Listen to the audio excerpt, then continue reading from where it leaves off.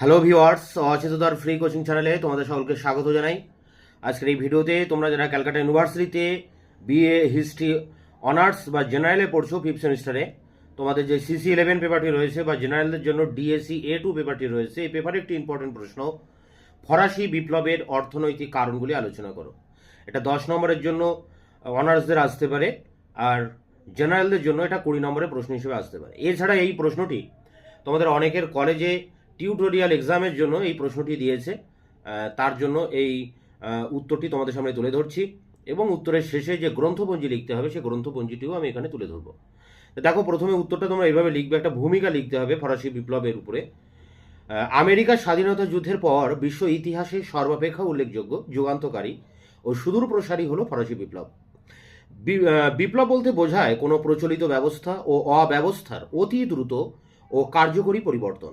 এই অর্থে 1789 খ্রিস্টাব্দের ফরাসি বিপ্লব পুরাতন তন্ত্রের অবসান ঘটিয়ে ফ্রান্সের সমাজ, রাষ্ট্রনীতি ও অর্থনৈতিক ক্ষেত্রে এক ব্যাপক ও সর্বাত্মক পরিবর্তনের সূচনা করে। এই বিপ্লব ছিল সামন্ততন্ত্র, স্বৈরাচারী রাজতন্ত্র, যাজক শ্রেণীর অনাচার, সামাজিক অসাম্যের বিরুদ্ধে জনগণের অসন্তোষের বহিঃপ্রকাশ। পরবর্তীকালে সমস্ত বিপ্লবী আন্দোলনের ক্ষেত্রে ফরাসি বিপ্লব আদর্শ ও অনুপ্রেরণার উৎসস্থলে পরিণত হয়। কেবলমাত্র ফ্রান্স নয়, ফরাসি বিপ্লবের গণতন্ত্র, জাতীয়তাবাদ, স্বাধীনতা, সাম্য ও মৈত্রীর আদর্শ এবং ভাবধারা সমগ্র ইউরোপ, এমনকি বিশ্বের বিভিন্ন দেশের জনমনে নতুন চিন্তা ও চেতনার সঞ্চার করে। এক কথায় ফরাসি বিপ্লবকে সামন্ততন্ত্র অধ্যুষিত মধ্যযুগ ও আধুনিক গণতান্ত্রিকতার মধ্যবর্তী এক সুস্পষ্ট ছেদ বিন্দু বলা যেতে পারে। ঐতিহাসিক রবার্ট পামারের মতে ফরাসি বিপ্লবকে ইউরোপীয় বিপ্লব বলাই সঙ্গত। তিনি একে ইউরোপীয় বিপ্লবের ফরাসি অধ্যায় বলে অভিহিত করেছেন। এই ছিল এর ভূমিকা। এবার আমরা আসবো যে ফরাসি বিপ্লবে যে অনেকগুলো কারণ রয়েছে, সেই কারণ নিয়ে বিভিন্ন যে মতামত রয়েছে ঐতিহাসিকদের মধ্যে, সেটি নিয়ে দেখো পরের প্যারা। ফরাসি বিপ্লবের কারণ নিয়ে পণ্ডিতদের মত পার্থক্যের শেষ নেই। এর কারণ হিসেবে কোনো একটি নির্দিষ্ট বিষয় বা ঘটনাকে দায়ী করা যায় না। আলফ্রেড কোবান বলেন যে বিপ্লবের যে তীব্র প্রবাহ ফ্রান্সের জাতীয় জীবনকে প্লাবিত করেছিল, তা নায়াগ্রা জলপ্রপাতের মতো একটি উৎস থেকে নিঃসৃত হয়নি। ফরাসি বিপ্লবকে তিনি অসংখ্য ছোট বড় খরস্রোতা নদীর সংমিশ্রণে হঠাৎ ফুলে ফেঁপে এক বিধ্বংসী বন্যার সঙ্গে তুলনা করেছেন। ঐতিহাসিক লেফেভর এর মতে ফরাসি বিপ্লবের উৎস অনুসন্ধান করতে হবে তার অতীত ইতিহাসের মধ্যে। এই বিপ্লবের পশ্চাতে ছিল দীর্ঘদিনের পুঞ্জীভূত নানা অভাব, অভিযোগ ও অসন্তোষ।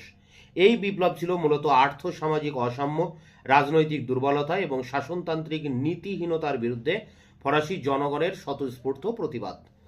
এবার দেখো, যে অর্থনৈতিক কারণ রয়েছে, সেই অর্থনৈতিক কারণের মধ্যে আমরা সরাসরি ঢুকবো। ফ্রান্সের আর্থিক দুরবস্থা বিপ্লবের জন্য বহুলাংশে দায়ী ছিল। অষ্টাদশ শতাব্দীর শেষ নাগাদ আর্থিক দিক থেকে ফ্রান্স ছিল এমন একটি দেশ যার রাজকোষ ছিল অর্থশূন্য এবং রাজস্ব ব্যবস্থা ছিল ত্রুটিপূর্ণ, বিভ্রান্তিকর। রাজন্যবর্গের যুদ্ধরীতি, বিলাসিতা, অমিত ব্যয়িতা, ব্যয় সংকোচে সরকারের অনীহা, মুদ্রাস্ফীতি, বেকারত্ব, খাদ্যাভাব ফ্রান্সকে সর্বনাশের শেষ সীমায় দাঁড় করিয়ে দেয়। অধ্যাপক গুডউইন বলেন যে প্রাক বিপ্লব ফরাসি সরকারের প্রধান ত্রুটি হল ভ্রান্ত অর্থনীতি। চতুর্দশ লুইয়ের আমলে, মানে 1643 থেকে 1715, ফ্রান্স একাধিক ব্যয়বহুল যুদ্ধে জড়িয়ে পড়ে, যা রাষ্ট্রের আর্থিক শক্তি নিঃশেষ করে দেয়। পঞ্চদশ লুইয়ের আমলে 1715 থেকে 1774 এই ব্যয়ভার বিন্দুমাত্র হ্রাস পায়নি। ষোড়শ লুই 1774 থেকে 1793 যুদ্ধে নামার উদ্যোগ গ্রহণ করলে 1774 খ্রিস্টাব্দে মন্ত্রী তুর্গো তাকে সাবধান করে দেন, এই বলে যে আর একটি কামান দাগলে রাষ্ট্র দেউলিয়া হয়ে যাবে। এ সত্ত্বেও তিনি আমেরিকার স্বাধীনতা যুদ্ধে যোগদান করে অকাতরে অর্থ ব্যয় করায় ফ্রান্সের অবস্থা শোচনীয় হয়ে পড়ে। এই যুদ্ধে ফ্রান্সের ব্যয় হয় 180 থেকে 200 কোটি লিভ্র। উঁচু সুদের বিনিময়ে এই অর্থ বাজার থেকে ঋণ হিসেবে সংগৃহীত হয়। অথবা গুডউইনের লেখা থেকে জানা যায় যে 1789 খ্রিস্টাব্দে রাষ্ট্রের ব্যয় হয় 63 কোটি লিভ্র। এর মধ্যে 31 কোটি 80 লক্ষ লিভ্র ব্যয় হয়েছিল কেবলমাত্র ঋণের সুদ হিসাবে। ফ্রান্সের রাজারা এইভাবে ঋণের অর্থে যুদ্ধ পরিচালনা এবং বিলাস ব্যসন ও জাঁকজমক করতেন। এছাড়া এই তিনজন ফরাসি রাজার বিলাসিতা, অমিত ব্যয়িতা প্রবাদে পরিণত হয়েছিল। ঐতিহাসিক গুডউইন বলেন, ভার্সাইয়ের রাজসভায় 18,000 কর্মচারী নিযুক্ত ছিল। এদের মধ্যে 16,000 কর্মচারী ছিল কেবলমাত্র রাজপ্রাসাদের কাজের জন্য। রানীর খাস চাকরের সংখ্যা ছিল 500। এছাড়া রানীর নিত্য নতুন পোশাক ও ভোজসভার জন্য প্রচুর অর্থ ব্যয় করতেন। এই সবই চলতো ঋণের অর্থে এবং এর জন্য নিয়মিত উচ্চ হারে সুদ দিতে হতো। অধ্যাপক গুডউইন বলেন যে ফরাসি বিপ্লবের প্রাককালে অর্থনৈতিক সমস্যার মূল কথা হলো বিশাল পরিমাণ ব্যয়ের বোঝা লাঘবের সরকারের অক্ষমতা। প্যারা করে দেখো, ফরাসি সমাজ অধিকার ভোগী ও অধিকারহীন বা অধিকারবিহীন এই দুই শ্রেণীতে বিভক্ত ছিল। অধিকারভোগী শ্রেণী ফ্রান্সের অধিকাংশ ভূসম্পত্তির মালিক ছিল এবং সমাজ ও রাষ্ট্রে তারা নানাবিধ সুযোগ সুবিধা ভোগ করত, কিন্তু এই জন্য তারা রাষ্ট্রকে কোনো কর দিত না। অপরপক্ষে দারিদ্র জর্জরিত কৃষকদের সমস্ত করের বোঝা বহন করতে হতো। ফ্রান্সের সমগ্র রাজস্বের শতকরা 96% অধিকারবিহীন তৃতীয় সম্প্রদায়কে দিতে হতো। বাকি মাত্র 4% বহন করতে প্রথম ও দ্বিতীয় সম্প্রদায়। ঐতিহাসিক লাব্রুজ এর মতে অষ্টাদশ শতকে ফরাসি কৃষকরা ছিল সর্বাপেক্ষা শোষিত। রাষ্ট্র, জমিদার ও গির্জা তাদের কাছ থেকে নানা ধরনের কর আদায় করত। প্রত্যক্ষ করের মধ্যে ছিল টেইল বা ভূমিকর, ক্যাপিটেশন বা উৎপাদন কর, ভিটিং এমে বা আয়কর। এছাড়া ছিল গাবেলা বা লবণ কর, টাইদ বা ধর্মকর, এইডস বা মদ, তামাক প্রভৃতির উপর ধার্য কর এবং আরও নানা ধরনের সামন্ত কর। রাস্তাঘাট নির্মাণ ও সংস্কারের জন্য তাদের বাধ্যতামূলকভাবে বেগার খাটতে হতো। এই শ্রম করের নাম ছিল করভি।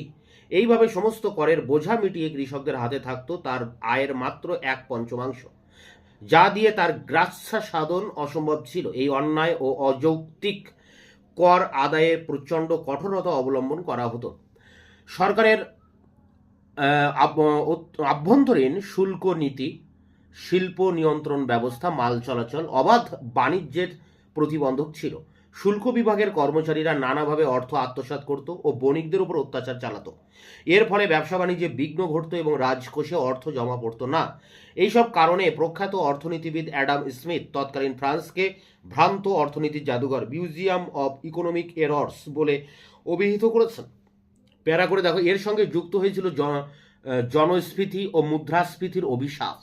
সমগ্র অষ্টাদশ শতক জুড়েই ফ্রান্সের জনসংখ্যা বিপদজনকভাবে বৃদ্ধি পাচ্ছিল এবং 1789 খ্রিস্টাব্দে তা 2.5 কোটিতে পৌঁছায়।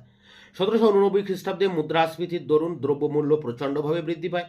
1788 খ্রিস্টাব্দ থেকে প্রাকৃতিক দুর্যোগে শস্য হানি হলে খাদ্যশস্যের দাম 60 থেকে 65% বৃদ্ধি পায়, কিন্তু মজুরি বৃদ্ধি পেয়েছিল মাত্র 22%। খাদ্যশস্য ও প্রয়োজনীয় দ্রব্যাদির মূল্য সাধারণ শ্রমিক ও নিম্ন মধ্যবিত্তদের ক্রয় ক্ষমতার বাইরে চলে যায়। ফ্রান্সের নানা স্থানে রুটির দাঙ্গা শুরু হয় এবং বুভুক্ষ মানুষ খাদ্যের সন্ধানে গ্রাম ত্যাগ করে শহরে চলে আসতে থাকে। এই শোচনীয় আর্থিক সংকট থেকে মুক্তি পাওয়ার উদ্দেশ্যে ষোড়শ লুই পরপর 4 জন অর্থমন্ত্রী নিযুক্ত করেন, কিন্তু প্রথম 2 শ্রেণী কোনো রকম কর দিতে রাজি ছিল না।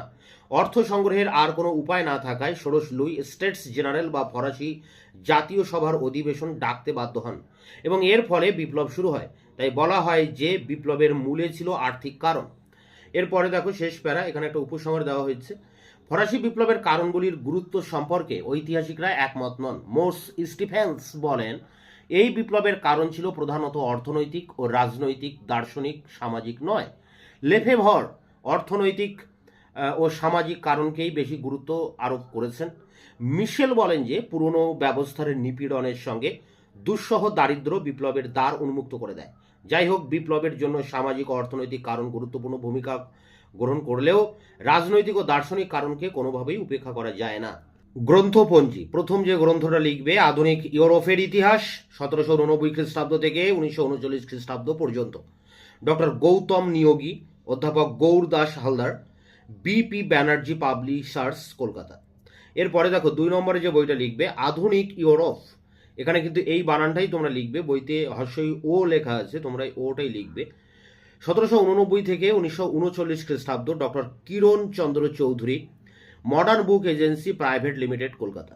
3 নম্বর বইটি যেটা লিখবে ইউরোপের ইতিহাসের রূপরেখা, শ্রী প্রভাতাংশু মাইতি, শ্রীধর প্রকাশনী, কলকাতা। পরেরটি দেখো আধুনিক ইউরোপ, ফরাসি বিপ্লব থেকে দ্বিতীয় বিশ্বযুদ্ধ, 1789 থেকে 1945, সিদ্ধার্থ গুহ রায়, সাতরা পাবলিকেশনস, কলকাতা। এরপরে দেখো শেষ যে বইটা লিখবে আধুনিক ইউরোপ ও বিশ্বের ইতিবৃত্ত, অঞ্জন গোস্বামী, পশ্চিমবঙ্গ রাজ্য পুস্তক পর্ষদ। তো এই 5টি বই তোমরা পরপর লিখবে গ্রন্থপঞ্জি হিসেবে, এবং এর আগের নোটসটাকে কালেক্ট করে তোমরা টিউটোরিয়ালের জন্য প্রস্তুতি নাও। দেখা হচ্ছে নতুন কোনো ভিডিও ক্লাসে, ততক্ষণে চ্যানেলকে সাবস্ক্রাইব করে রাখবে, বন্ধুদের কাছে শেয়ার করবে, নিজেদের মতামত জানাবে কমেন্ট সেকশনে। ভিডিওটি ভালো লাগলে অবশ্যই এটা লাইক দেবে।